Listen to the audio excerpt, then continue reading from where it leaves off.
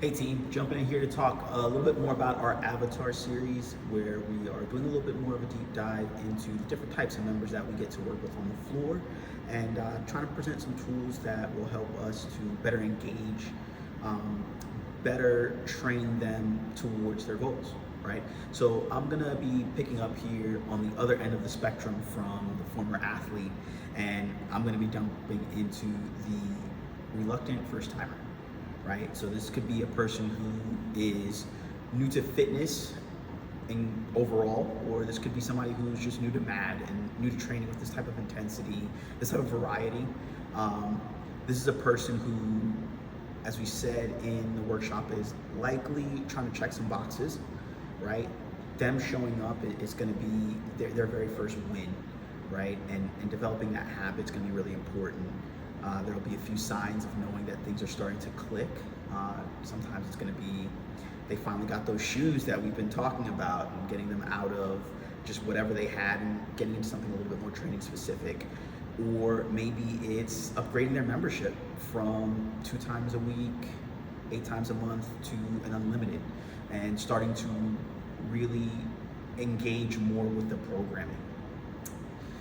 As we said, there is going to be that immediate opportunity just to celebrate the fact that they are building that routine and the fact that they are getting the job done and showing up. And then that carries over now into the next opportunity, which is to continue to educate. I think with any of our first timers, whether it's MAD, whether it's to fitness in general, it's a great opportunity to really set them up for success by letting them know what the intention is, whether it's for a movement or the interval, and then making it apply to their goals, right? So they've already done the hard part by showing up. And now this next step is gonna be really taking ownership of their training by doing the things that matter for them. And so that's a place where we can start to tie those movements into things that interest them, things that they do outside of the gym that matter to them in the real world. Maybe they have kids, right? That's always a good one. Maybe there's a new activity that they're wanting to get involved in. Maybe they want to pick up running for the first time, pickleball, some kind of club sport that they maybe weren't that confident in getting involved in early on, but now they've got a little bit of this base of fitness starting to form, and the juices are flowing, and they're really thinking, okay, let me branch out and start to explore some other areas. So educating them and tying the things that we do here on the floor back to their why is going to be really important. So that's really going to start by taking advantage of checking in on those notes, right? Looking at what brought them in the first place, updating the notes if we need to, which is always going to be really helpful with us training on the floor, and then going back and relating it to them, having those conversations during the warm-up, during those long breaks, where we can start to really build that relationship and create more opportunities to educate and more opportunities to really be their North Star, right, when it comes to training and fitness. The next area that we can kind of come around to after we've started that education process and they're understanding things. For instance, we might need a movement to be fast and explosive for it to really work. Think something like a power snatch or one of those ballistic movements. They may think they're moving fast, but they don't know until they get that reinforcement that says, hey, that looked good, or hey, can we add more speed? And then leave them with those kinds of small tidbits to really start to push, because they may think that they're doing one thing, and in reality, they may be able to do even more.